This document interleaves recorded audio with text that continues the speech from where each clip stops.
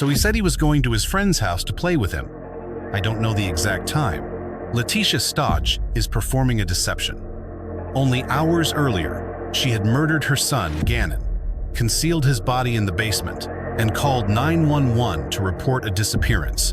The responding officers were entirely unaware of the grim reality of the scene.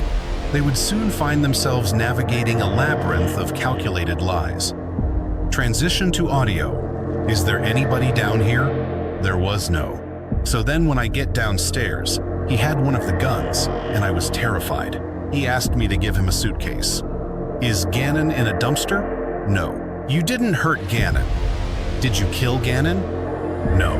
The fabrication was only beginning. Recording continues. Why would I hurt our child at everything in the world? Have no motive, so tell me where he is and let me help you. I clears throat. Don't know where he is. All I can tell you is I didn't know what. In the early morning hours of January 27th, Leticia messaged her superiors at Widefield School District 3, claiming she could not report for work. She alleged that her stepfather had been killed in a hit-and-run accident, requiring her to attend to his passing. Nearly 6 hours later, at 9:56 a.m., Leticia sent a follow-up message to her employer. This time, she claimed Ganon was unwell and she needed to stay home. However, only 20 minutes later, at 10:16 a.m., a nearby security camera recorded Leticia and Ganon entering their red Nissan Frontier and departing the residence. During this window, Leticia visited a Petco on Nevada Avenue rather than seeking medical care for her allegedly ill son. By 2 p.m., both Ganon and Leticia returned to the house. A subtle shift had occurred. Immediately after their return, Leticia purchased cleaning materials and backed her vehicle all the way into the driveway. According to those close to her, this parking maneuver was entirely uncharacteristic. At this stage, only one credible conclusion remained. The stepmother was the last person confirmed to be with Ganon. Curiously, she waited 5 hours to report him missing at 7 p.m. My son was going to be all at 6 o'clock and it's almost 7 o'clock, and we went to his friend's house, and he said he was going to be at his friend's house, and they said he wasn't there, and the other one said he never came there. So I don't know any other people to call and ask, and I talked to my husband. So I told him I had to call you guys as fast as I could because I don't know anyone else here the age of he's only 11. Following this call, law enforcement arrived at the home. They needed immediate information as the window to find Ganon safely was rapidly closing. Did he take his bike? No. Okay, because somebody saw a little kid on a bike. They posted it, but I don't know if he brought his, unless he took it sooner and brought it back, because Lena ends up getting a bike for dinner. Okay. He never thought he was at his friend's house. Yeah, there's one picture someone said he was on and he was syncing a switch. Her demeanor is unsettlingly composed for a parent whose child has vanished. Her initial account claimed Ganon was visiting a friend, a statement proven false by surveillance, showing he never left the home after returning earlier that day. A dark reality was manifesting. To the officers present, however, she appeared only as a distraught parent as they began their search. Okay, because you weren't in here. You weren't in here in the beginning, right? I thought I have. I didn't know if I had that box cutter and all that stuff in there because I told him about he dropped the candle last night. Oh, okay. And I thought I must have picked it up. I was just making sure. I didn't want you to be like, oh, just a box cutter. But yeah, I had to cut this and I told them I wasn't even going to tell Dad. And I was going to figure out a way to put this in there from the situation. But at least you got a car, right? I just took it and covered up with a carpet and stuff like that. But does he have any friends around here? There is let me look on this thing. He did have this one book thing. It's where he was supposed to be at down the road, but they checked that already. They went over there and talked to him and they're like, no, we hadn't seen him at all. Okay. He did have this and you talked to parents, right? You didn't talk to? Yeah, Connor's mom came over, who is a friend he hangs out with all the time. So they come over. The people here, that the friends, they were just the ones that were the door with the bike. They came over. Bunch of people came over. The search of the residence remained incomplete. Investigators had performed only a cursory sweep of the premises. Curiously, Leticia labored to confine the search to two specific zones: the living room, marked by a charred segment of carpet, and Ganon's bedroom. The anomaly of her behavior intensified. She remained fixated on restricting the movements of the responding officers. He forgets to bring this or bring that or bring this or bring that, you know. Okay, yeah. So no clothes are missing or nothing. No, we actually lay out all the clothes all the time. Every day at school, we lay out clothes, we do whatever. Is his jacket gone? He had on a Wii. He has several jackets. It depends on, I'm very fashion, so it just depends on jackets. He might have this black one with this, or there's a blue one with this. So he had a jacket. Oh yeah. Silver jackets. You see the kid has, tons and tons of clothes, and he just, he has all that stuff. Yeah, there was a weird text that Dad got about something about bath salts, and hey, if I get some Basils, do we have any bass? And my friend will let me play Sonic or something at their house. He sent that to, yeah, I got it. And then Mom goes through everything, finds a music, this part. In this precise window, the realization dawned on law enforcement that Leticia was intentionally concealing information. Her sudden decision to close the basement door appeared calculated, suggesting the presence of something she intended to keep hidden from the authorities. Her erratic conduct and transparent attempts to divert the investigation away from specific areas were meticulously noted. As a direct result, her electronic devices underwent forensic examination. This yielded a chilling video, dated January 26th, just 24 hours before Ganon was reported missing. Ganon, I promise it's the last time I'm going to ask you. I'm just freaked out. Okay, are you sure you didn't do it on purpose? He did it. Okay. Laughter, he promised. He promised. On purpose. Pinky promise. Pinky. Okay, all right, so listen. We're gonna have to sell stuff to fix it. So, we figure out what we got to sell. We can sell the sofa because we gotta get it fixed. So, lady, don't be mad at us and kick aside the house. Okay. Leticia captured this footage, following an incident where Ganon allegedly dropped a candle, resulting in a scorched section of the carpet. The camera failed to capture the reality of Ganon's injuries.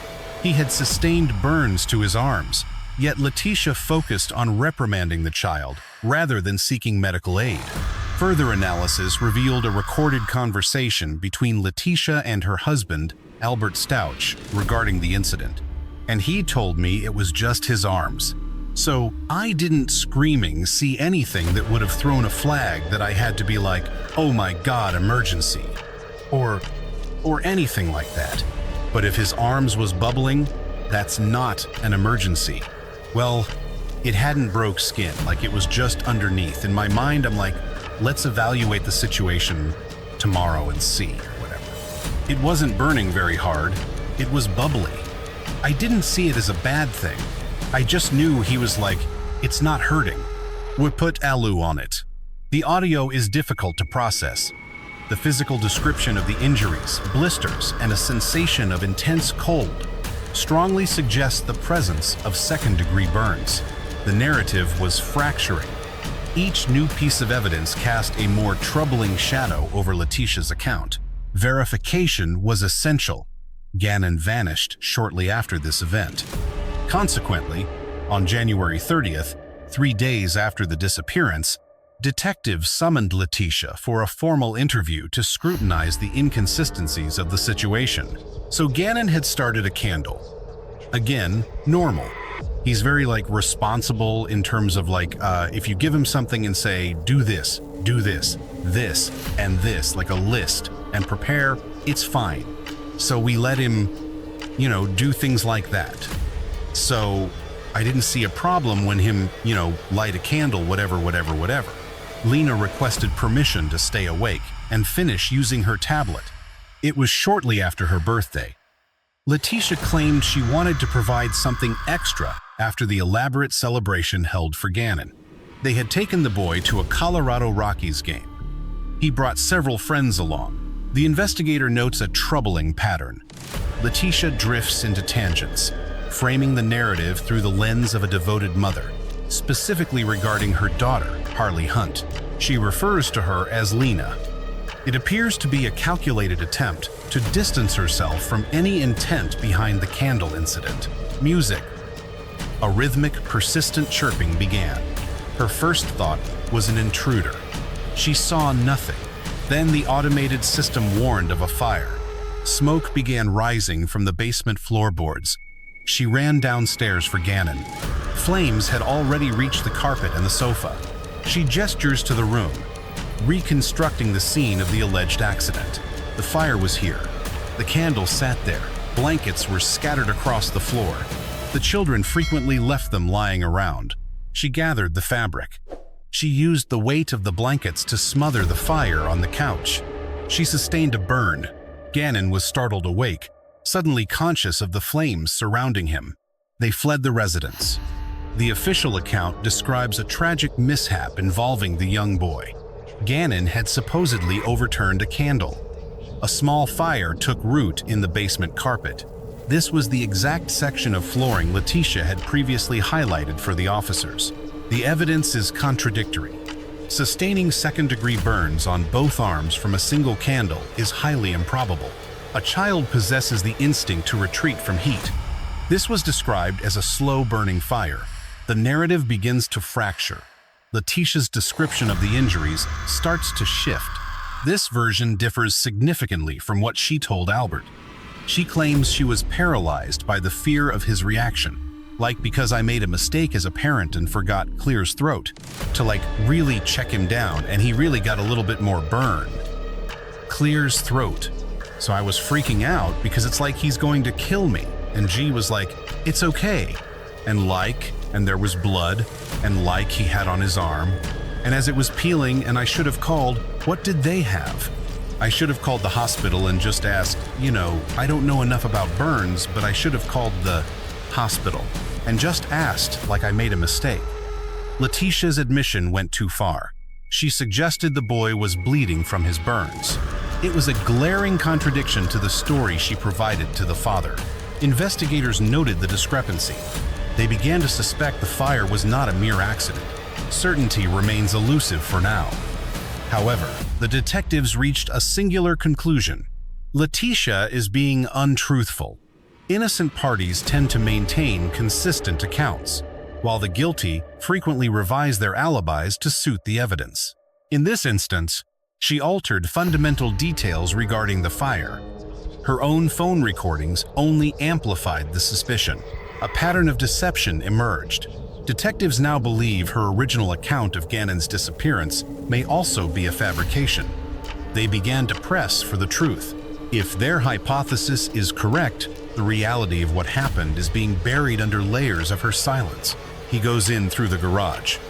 I go in. I'm getting ready to put up the things, stuff like that. As we got inside, I heard something, but I didn't think anything about it because I thought, maybe G was like doing something. Maybe we were like doing whatever. And the guy was in there and I gave him the code. The guy from the, it's all my fault because I gave him a code to fix the carpet. Okay. And then when I walk downstairs, I hear something again. Well, at that point in time, Gon was on the sofa and I saw him and I heard something again and I walked on around and he was standing in there. He had on gloves in the storage. Yes. Okay. Because he had one of the gums and I was terrified. So terrified. And then he just knocked me down and like towards Ganon's room and he was hitting on me. It was like hard, like on the ground. He was trying to like wrap me. The change was expected. The narrative of Ganon visiting a pier dissolved, replaced by a claim of a home invasion. This fabrication was just the preamble. Her account of the struggle grew increasingly desperate. Begin recorded statement. And I'm like pleading and like talking and like all these things going on, like just back and forth with him. And why are you doing this? Why? Why did you hurt us? Why are you doing these things? And then he was like on top of me again, and then I kind of lied out again because he hid my head again. Really? And then, yeah. And then he was like, he asked me to give him a suitcase, and I gave him a brown suitcase, and then he hit me on the head again and like right here. He just kept like hitting me right there like that. Okay. And so then he did that, and then I wiped out again. I was having a panic attack, and then I don't know what happened from there. I really don't. I don't know. I just know that I did lie. I did, when they came, I did say get and left, whatever, but you know that, but he never did. He never left to snorts, go play. And I just didn't know what to do, and I panic in the moment. And I didn't want Albert, Clear's throat, to be like trying to hurt us because we kind of get in a lot of fights, and laughter, yeah. And I just want you to know that was the only reason that I made up the light. End of statement. Forensic verification is the standard clinical protocol. A physical examination can confirm the truth of an alleged violation. These registered specialists possess the training required to document trauma and preserve evidence that the eye might miss. Leticia refused. When investigators provided the opportunity for a formal medical exam, she declined. The digital record was absolute. Surveillance confirmed that no one entered or exited the home after they arrived. She likely believed this fiction would provide an escape. Instead, the evidence began to tighten around her. Noting the patterns of deception, local authorities requested federal assistance. The FBI soon uncovered a chilling detail. On the morning of January 28th, Leticia secured a rental car at 8:30. She departed shortly after. The vehicle was returned the next morning at 8. In 24 hours, it had traveled 955 miles. Only one dark conclusion remained. The theory was clear. She ended Ganon's life after they returned, then used the rental to dispose of his remains. While the trajectory was clear, the specific details remained hidden. On March 2nd, federal agents escalated the investigation. Leticia was brought back for questioning. They needed to resolve the discrepancies and find the truth regarding Ganon's fate. Begin interrogation. Because of the nature of the warrant, it being a murder warrant, we need to know the real story because you put out quite a few different stories. I did. Yeah.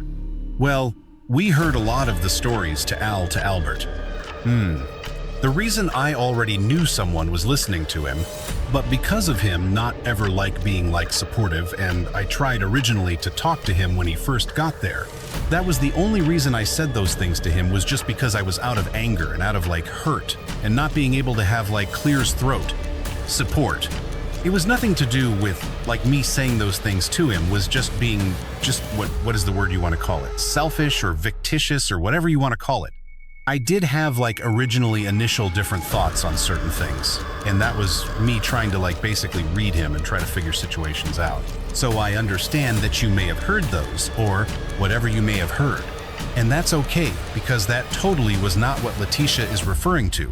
Hearing are rumors about the friction between her and Albert. End of statement. Albert's service kept him away from the household. Leticia felt abandoned, her needs secondary to his military duty. Their bond was fractured. What Leticia described as minor friction was, in reality, a marriage approaching a breaking point. The cold reality surfaced when the questioning shifted. The mask began to slip under the weight of digital forensics. Confronted with the search history on her phone, she descended into visible distress. The officer revealed her queries. Begin interrogation. The stuff that you've entered and deleted, blood is spurting from an arterial bleed. Direct pressure, not controlling. Do what? I didn't look this up. It's from your phone. Blood is what? Spurting from an arterial bleed. No, somebody did from your phone. Music. I don't like my stepson. End of statement. No, I don't like my stepson. Should I get a divorce? I'll stalk cheating. I'll stalk Instagram. I'll stalk cheating in Colorado Springs. How to get blood out of sheets. Out of sheets. I want immunity. Oh, the blood out of the sheets was because always nosebleeds. If I ever looked the blood on the sheets, it was nosebleed. It might be something. I didn't never look up anything about an artery or something unless it went from something else. It's on your phone. And I never looked up anything about my stepson where someone else did it. Those queries were a mere fraction of 34 searches Leticia performed between January 25th and 28th. This timeline aligns with Ganon's disappearance. Predictably, she maintained a convenient excuse for every single one. The reason I brought up gangs is you looked up I want immunity because it was gang-related. And this sounds like it. Find me a new husband. Find me a rich guy who helps to take care of his kids. The new husband is just because Albert already knew that was about the lady, Debbie Sherrill, who wanted to find a new husband at the 35 or so he picked me about Amazon. Like a lot of these can have nothing to do with this. It doesn't. I get it. I'm doing all the work for my stepkids, and their mom doesn't help. Oh, that bothered me. Yeah, I don't blame, oh yes. 'Cause I wanted them to be mine. Life one day. Some people will wish they treated you differently, which I get that parenting should be for people, not one societal person might say. I mean, these make me very sad when I read them because I can see you're doing all the work at home by yourself, which I wanted to be there, like I wanted to totally have the kids as my children. That's the clear's throat. Point. You're not getting like I wanted those kids to be saying to me that I'm their mom. So, like I'm the person who does cares for them, loves them, everything. Investigators further uncovered 12 deleted search terms hidden within the memory of Leticia's smartphone. The deleted queries focused on her desire for a new husband and her mounting frustration with Albert. What do you do if you suspect a person swallow poison? Did somebody actually swallow poison? Poison? I don't know. I always click things and read them. No one did swallow it. No one swallowed any poison. Okay, you will never forgive me and treat me like a princess. You'll never know when it's too late. Oh yeah. I mean, I always search for things when Albert was gone. What is an Alford plea? Did you figure out what an Alford plea was? Alford plea, yeah. I think someone asked me then. I probably searched it. Do you know what it is? Yeah. Do you remember? What did you remember? I don't remember. I just remember something because someone was writing that online. So if anyone wrote something online, I looked it up. Just like the other day, someone wrote something about FBI coming in or something, and if I see something online, I always Google. Generally, a guilty verdict in a criminal trial results in the imposition of a maximum sentence. However, a specific legal loophole exists to circumvent such a severe outcome. By maintaining innocence while admitting evidence would likely convict, a suspect avoids the maximum penalty. This specific legal maneuver is recognized within the judicial system as the Alford plea. Leticia offered a convenient narrative for this incriminating search, continuing her pattern of total deflection. Recognizing her circular logic, the detective shifted the interrogation toward physical forensic evidence. Forensics located blood traces in the truck, Ganon's bedroom, and hidden beneath the cut carpet. I've seen the markers from the spray. The spray went from the bed all the way up here. Well, you had to clean it up. I don't clear's throat. I don't know anything about that. It comes from aspirated blood. Do you know what that means? No. It means that he didn't accidentally do it. Okay, I don't understand.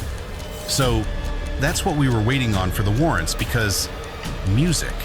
Somebody struck Dan in the bed. If someone struck Dan in the bed, they died. We were all drugged then.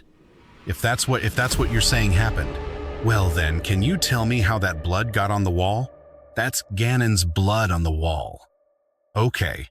Well, I guess, sir, if you think you have all the answers, then you're making me guess. I'm not. You've got the answers. I'm not making you guess, sir. It doesn't work like it does on TV. Have you ever watched Criminal Minds or Pope? I don't watch any of that stuff because I don't do bad things to people. You know, good people watch those shows. I don't, but I don't do any of that. I don't do bad things to people. Right now, you're the last person you can. And I don't do bad things to people. I don't think you do bad things to people. I don't do bad things to anyone, and I didn't do anything bad to Ganon. Evidence suggests a darker reality for the boy. On January 27th, the day Ganon returned to the residence, a nearby security camera captured an unsettling audio track. The local dogs were driven into a violent frenzy, seemingly triggered by the harrowing sounds of a child's screams. By 5 p.m., exactly 3 hours after those cries were recorded, Leticia dispatched her daughter, Harley Hunt, to a local discount store. The shopping list was clinical: baking soda, vinegar, refuse liners, and carpet powder. These agents were chosen for a specific purpose: to absorb the iron-rich odor of blood and lift surface stains from the floor. The vinegar was intended for the walls, a cheap disinfectant to erase violence. The trash bags were for Ganon, a child whose remains lay hidden in the garage or basement, just inches away from the searching eyes of law enforcement. Every location, Leticia later walked the officers through the garage, the carpeted areas, and Ganon's private bedroom bore the invisible signature of his biological presence. Her digital footprint revealed a chilling intent. Prior searches regarding human anatomy suggest a deliberate strike to an artery, causing a spray she then tried to scrub from history. This trauma likely began before their return, evidenced by her vehicle's positioning in the driveway and a cargo area saturated with blood. Realizing the investigator is unraveling her narrative, her performance of innocence fractures, shifting into a desperate attempt to deflect the rising tide of evidence. Why would I hurt our child? I had everything in the world. Why have no motive? None. Don't have the first motive. Everything I wanted in my life, I had it. Why? Doesn't make any sense. It doesn't make sense a lot of the time what happens inside of the house. Sir, I don't even know what you're talking about. All I can tell you is I did not hurt you. It is notable that she employs the term motive, a specific piece of legal jargon typically used during formal charging. This suggests a calculated study of criminal proceedings, much like her documented interest in the Alford plea.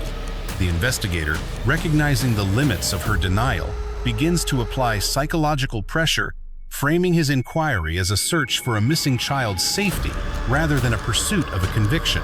I do want to help them, and whether you did this or not, it doesn't matter to me. With all the evidence that they have, the reason why it took so long is the district attorney wanted to wait and wait and wait till they made sure they could win in the courtroom. Okay? And I've done nobody homicides before. They have more on this case than we do on most of them. Okay, but if you have what you need, why do you keep asking me? Because our goal is to find Ganon. Our goal is not to prosecute you. That is the district attorney's job. We're investigators. And like you've just seen, I do a poor job about half the time because I have to guess. Because as much as we tried to track you with your cars and your phones and whatever else, there are gaps. We do have, like I told you, the blood in the house. We do have... Do you know about the board that was thrown in the forest, Leticia? Oh, I'm sorry. What?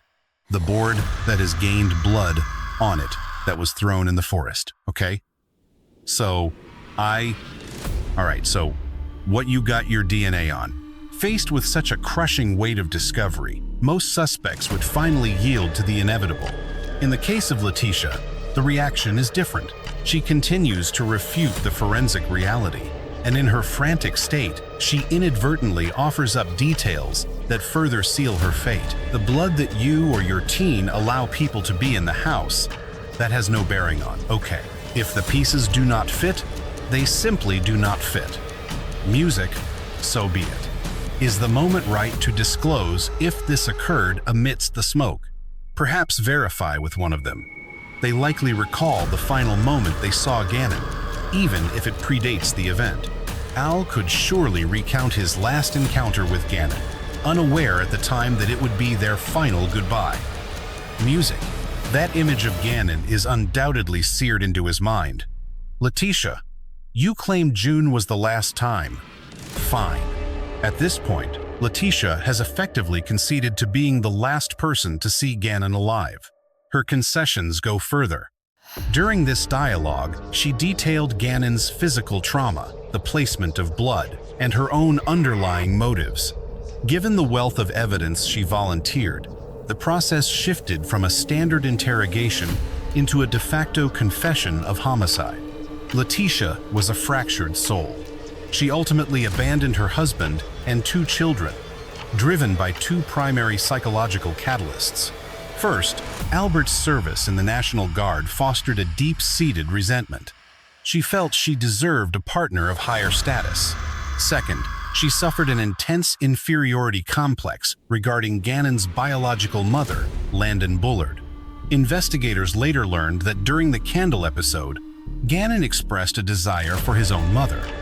This simple wish reportedly triggered a psychotic break within Leticia. She then tried to disguise a violent act as an accidental fire. When this ruse failed, her desperation only intensified. By the following morning, she took leave from her employment. She dedicated those hours to the brutal killing of Ganon and the systematic removal of forensic evidence. These revelations left her with no recourse. 8 days following this session, authorities officially placed her under arrest for her crimes. During her transit to a county facility, consumed by a mix of volatility and sheer desperation, she attempted her final play. She tried to become a fugitive from justice. Quote, "Threat. She keeps threatening me. Stop. Well, she keeps threatening. Quote, stop. Stop. She keeps on threatening me. I have stopped it. Quote, she keeps on. She got out of the retreats. She keeps on threatening me. Quote, I am your arm down. I will for you. She keeps your arm down. Your arm. Your arm. Quote, well, she keeps threatening me the whole time, Tisha. Quote, I will with you. I said I would. And give me your arm now. I said I would with you. I said I would with you. Quote, I said I would with you. I'm just asking to breathe. That's it. Just to breathe. That's all I want to do, to breathe. Quote, you're hurting my arm. My phone is Jack. You're hurting my arm. Quote, you're hurting my arm. I just want my arm. It's hurting my arm. Just let my arm out. A grim irony permeates her complaints of physical discomfort and restricted breathing. Yet, while inflicting far greater suffering upon Ganon, she appeared exhilarated, even mocking the investigators with laughter. The tragedy deepens further still. Music. The forensic state of Ganon's remains confirmed a harrowing truth. His passing was not immediate. It was a slow, agonizing end. Music. On March 17, 2020, 49 days after the killing, a worker discovered a suitcase discarded beneath the Escambia Bay Bridge in Pace, Florida. The site lay 1,300 meters from the Stauch residence. Inside were the remains of the boy. Post-mortem exams revealed significant levels of acetaminophen and music, hydrocodone. Although used for pain management, hydrocodone had never been medically prescribed to the child. The medication belonged to his father, Music, Albert Stauch. He kept the pills in a nightstand, a location known only to Leticia. This suggests the boy was forcibly sedated to manage his injuries, perhaps to facilitate Leticia's disturbing psychological needs. But the cruelty did not end there. A gunshot wound to the jaw suggests that once the initial assault concluded, she terminated the child's life with finality. The lesson of Ganon Stauch. When the sanctuary becomes a trap. The tragic end of 11-year-old Ganon Stauch is a harrowing descent into the darkest corners of human deception. Ganon, a boy who should have been protected by the walls of his own home, instead became the victim of a calculated labyrinth of lies, woven by the very person tasked with his care. His story is a devastating reminder that the most dangerous predators don't always lurk in the shadows. Sometimes, they sit at the dinner table, harboring deep-seated resentment and hidden psychological complexes. This case teaches us a chilling educational truth. Monsters can wear the mask of a devoted parent. Leticia Stauch didn't just commit a violent act. She systematically attempted to scrub history, using cleaning supplies and clinical lists to erase the evidence of her cruelty. It serves as a somber propaganda for vigilance, urging us to listen to the harrowing sounds that go ignored and to look beyond the composed demeanor of those who cry foul while hiding a suitcase. Ganon's slow, agonizing end is a permanent marker of stolen potential. We must honor his memory by refusing to accept convenient narratives over forensic truth. Let his light remind us that a child's safety is a sacred trust, one that must be guarded with a fierce, uncompromising eye against the darkness that dares to call itself family.